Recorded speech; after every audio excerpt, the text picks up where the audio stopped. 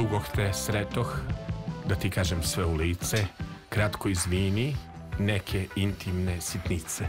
Dobra poezija se računa po tome što se pamti. Mislim da je Marina Tucaković pisala ovo za Zdravka Čolića. Nadam se da moj prijatelj sa društvenih mreža Milana Radulović-Laća će doći da pričamo na temu Marina Tucaković. Prosto obožavam kako ta žena piše, ali mog gosta Nebojšu Necu Đurđevića moram da pitam.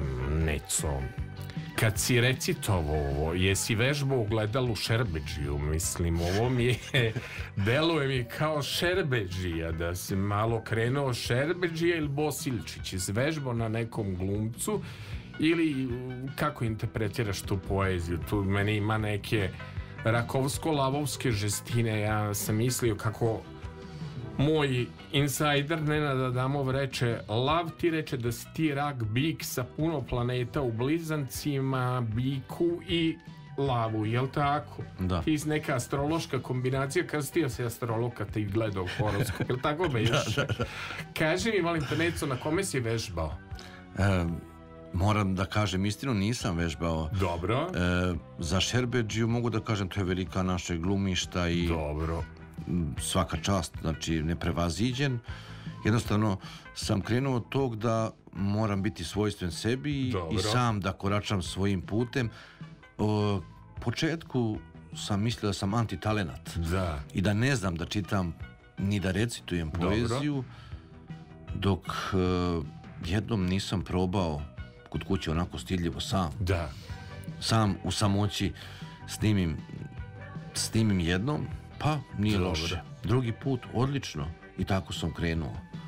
Ali da ti kažem nešto, kod tebe ima u strukturi ličnosti, mislim, nemoj da se ljutiš, kad vidimo na televiziji ti si jedan, baš izgledaš kao policajac po PS-u, sobraćajac kako treba da izgleda, ono, znaš, kao da uzmem u toj, sada kada recituješ glumački, mislim, ali nekako si čovjek koji ima i neku svoju stidljivost, prosto nisi ovdje dok smo pili kafu tim glasom govori, ali to i gluma malo, reci mi, u čitanju pesama, ili si tako našao način da ih prezentuješ?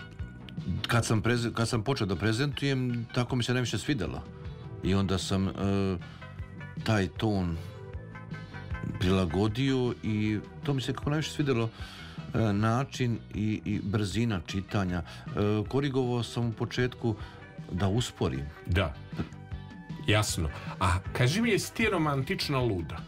To je jedan stih Marine Tucaković. Mnogo si mi nekih romantičnih pesama odabrao. Ja ću dve još da ti pustim, Njonjare, pa ću da preuzmem ja malo muzičku palicu. Jesi ti tako romantičan u privatnom životu?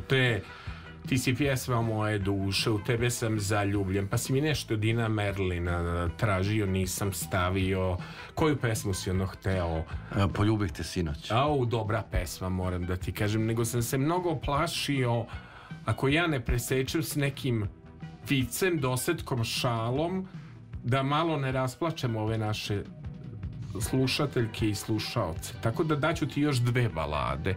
Sad, zašto si odabrao ovu Brajnu, u tebe sam zaljubljen, koju napisao Dragan Barajević Braja, prvo za Rođu Rejčevića, gde je Rođa, koliko se ja sećam iz svoje televizijske karijere, bio na terenu i uzeo dnevnice, tako da znam.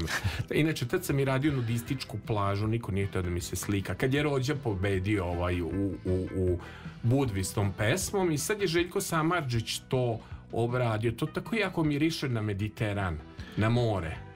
Da, slažem se i mogu da kažem, to je jedno vreme kao da je pesma negdje bila sklonjena, skrivena, ali ja tako istražujem i slušam razne pesme, tražim nešto što mi odgovara, što nije svakidašnje. Jasno. Ajmo onda, dakle, Rođa Raičević, u tebe sam zaljubljen.